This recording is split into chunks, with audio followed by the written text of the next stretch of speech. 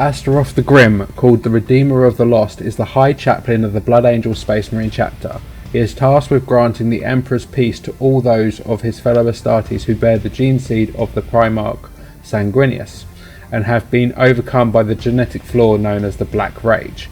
There is no station within the Blood Angels chapter more greatly honoured or more deeply loathed.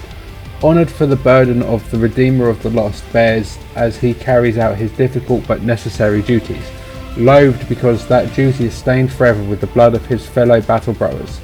In battle, Asterorth is a true angel of death, a sombre, axe-wielding figure who shepherds the madman at his side to a final and meaningful end.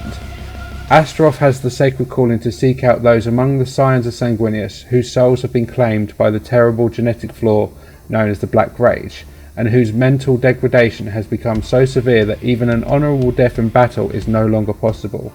His quarry found, Asterorth ends his lost battle brother's life with a single mighty blow to the neck, severing his head to thwart the fiendish endurance granted by the Black Rage. This is without a doubt an act of mercy, a gift to the accursed.